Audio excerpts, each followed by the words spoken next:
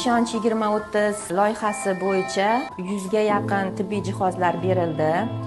Bular ABR Bank tomonidan, UNICEF, UNIFPA tomonidan berilgan jihozlar bizni chaqaloqlarimizni parvarishlari uchun juda ham katta ahamiyatga ega. Bu tibbiy jihozlar shu chaqaloqlarni parvarishi uchun, chaqaloqlarni yashashi uchun hamma qo'limizdan kelgan harakatni qilamiz.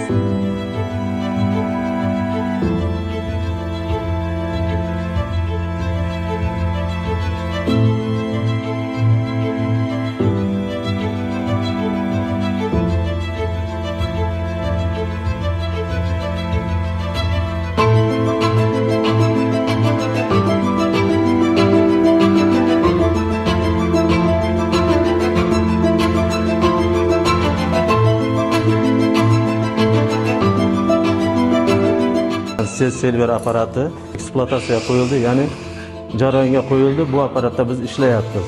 Bu apparat shundayki, yo'ldoshni oldida kelishi hamda yo'ldoshni bachadagi o'sib kirishi, operatsiya jarayonida o'tir qon ketish ehtimoli bo'lgan kasallarga tayyorlanadi bu apparat hamda o'sha ketayotgan qonni patsos orqali filtrga surib olamizda, через sentrifuga tozalab turib, qayta yuvilgan massa tayyorlanib bemorning o'ziga quyiladi. Hozirgi kunda shu narsalarga 90% cheklovlar qo'yildi. Ya'ni qon ketishdan inson, homilador ayol hech qachon nobud bo'lmaydi. O'z vaqtida yuqori texnologik jarayonda hisoblanadi. Shu apparaturada mustaqil to'g'ri ishlansa, hech qachon og'ir ahvolga bemorimiz tushmaydi.